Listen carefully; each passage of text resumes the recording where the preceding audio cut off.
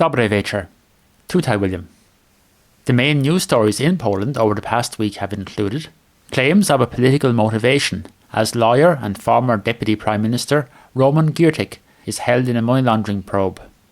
Poland and the US sign a nuclear energy cooperation agreement, as the government presses ahead with plans for the country's first nuclear power station. Much of Poland is now in a COVID-19 red zone, as case numbers continue to increase. And Rafał Trzaskowski finally launches his new political movement, Wspólna Polska. Last Thursday, the Central Anti-Corruption Bureau arrested former Deputy Prime Minister Roman Giertych on money laundering charges, the details of which have not been fully disclosed. Giertych served as Deputy Prime Minister from May 2006 to August 2007 in a coalition government with Prawo i Sprawiedliwość, when he was the head of the right-wing League of Polish Families, but the prominent lawyer has been a staunch critic of the current peace-led government. The case has led to concerns about the authorities potentially using legal charges to settle political scores. The 49-year-old has represented prominent opposition figures, and also the Austrian businessman Gerald Bergfellner in his dispute with Jarosław Kaczynski. He is currently representing Leszek Czarnecki, a suspect in the so-called Get Back affair. A statement from the Central Anti-Corruption Bureau said it detained businessman Richard K. and former Member of Parliament Roman G. in connection with an investigation into acting to the detriment of a company listed on the Warsaw Stock Exchange. It added that the evidence collected by the CBA suggests the detained took part in an organised conduct based on siphoning off money, misappropriation of funds and money laundering. The losses have been estimated at 90 million zlotys. Giertych fainted during a search of his home and was taken to hospital rather than being held in custody. He returned home on Tuesday. A court in Poznan rejected applications for 5 people arrested in the affair, including Giertych, to be held in custody. A posting on Giertych's Twitter account on his behalf said that the court challenged the prosecution's accusations in the Roman Giertych case. We know the rationale. Giertych had commented earlier on Twitter, "Don't let my detention cover up the epidemic disaster of the peace government, because that's the reason behind it." Recent political opinion surveys in Poland have shown a sharp drop in support for Prawo i Sprawiedliwość, with significant gains for Konfederacja, albeit at a time without, barring accidents, any major elections being pending. Analysts have attributed the trend to concerns over aspects of the government's handling of, and preparedness for, the second wave of COVID-19, as well as the new animal welfare bill affecting peace support in its rural bastions. On Monday, the United States and Poland, represented virtually by Energy Secretary Dan Bruleta and Secretary of State for Strategic Energy Infrastructure Piotr Naimski, signed an agreement on civil nuclear energy cooperation, paving the way for the US to take part in the competition to construct Poland's first nuclear power plant. The agreement was signed during the 5th summit of the Three Seas Initiative in Tallinn, of which the US, along with Germany and the European Union, are partners. The US ambassador to Poland, Georgette Mosbacher, said in a statement that the agreement strengthens relations between the two countries and bolsters Poland's energy security. She claimed that the agreement marks several major milestones.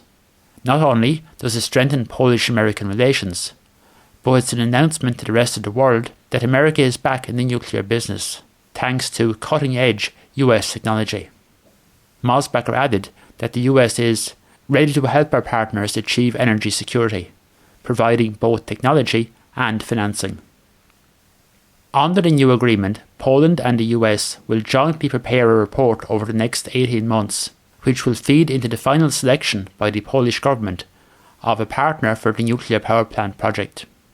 US companies will conduct design and preparatory works for the construction of the plant, while work will also take place on financing options.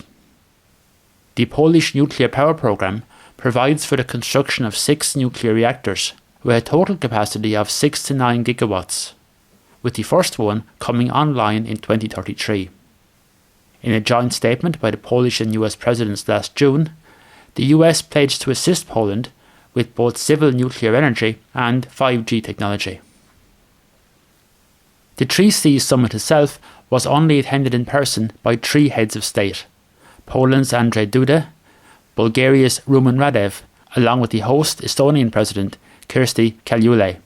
Most of the summit of the regional group, comprising 12 states bordering the Adriatic, Baltic and Black Seas, took place online.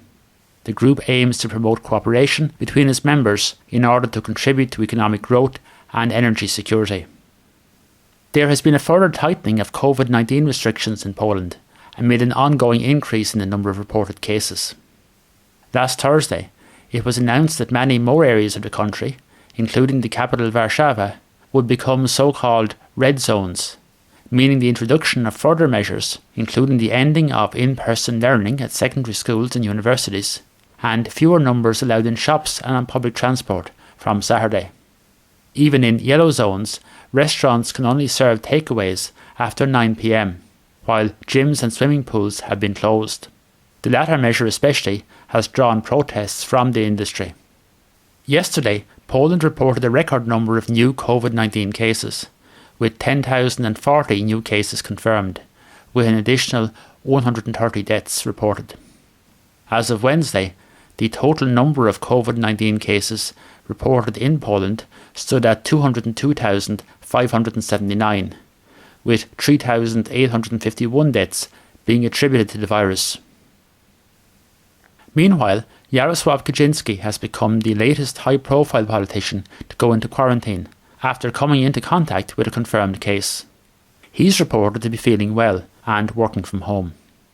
On Monday, Przemysław Czarnek was formally appointed as Poland's education minister by President Duda, having missed the swearing-in ceremony for the newly reconstructed government due to testing positive for COVID-19. With All Saints' Day on November 1st nearing, the health minister, Adam Niedzielski, has urged Poles not to crowd at cemeteries and to spread their visits over a number of days. All Saints' Day, as well as All Souls' Day on November 2nd, are usually when Poles visit the graves of their loved ones, often travelling long distances to do so. New economic data shows the Polish economy remains resilient, considering the circumstances.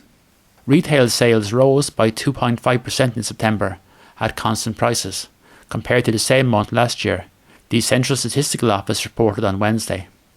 A day earlier, the office had reported that industrial production in Poland was 5.9% higher than in September 2019, which was better than had been expected by analysts. However, the Statistics Agency had reported on Monday that overall employment in Polish companies was 1.2% lower in September than the same month last year.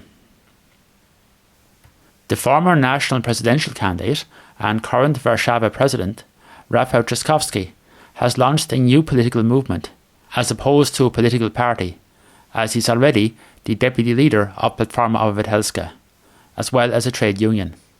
The new movement is called Wspólna Polska, or Shared Poland, with the title meant to represent what Trzaskowski said was its aim to define the things that we all see the same way.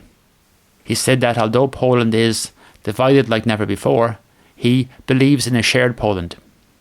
The new trade union, to represent the self-employed and those working on short-term contracts, is called New Solidarity. Trzaskowski said that Wspólna Polska would be a place for dialogue and cooperation between politicians, experts, local government officials, NGOs and the general public. The launch of the new movement was delayed from September 5th due to the sewage treatment plant crisis in Warszawa, which led to billions of litres of sewage flowing into the Vistula. Cabinet Minister Michał Dworczyk said it was paradoxical that a man who is responsible for an ecological disaster and who for 12 months failed to repair the pipe is instructing everyone on how to manage a crisis. The Belarusian opposition leader Sviatlana Tikhanovskaya this week paid her second visit to Poland since the start of the political crisis in the country's eastern neighbour. She held talks with Prime Minister Mateusz Morawiecki at his office in Warszawa. Afterwards, Morawiecki tweeted that the opposition to President Lukashenko is not going to give up, and we will support it in solidarity to the best of our abilities in this difficult time. To wszystko na ten tydzień. Zapraszam na kolejne podsumowanie za tydzień o tym samym proże. Dobranoc.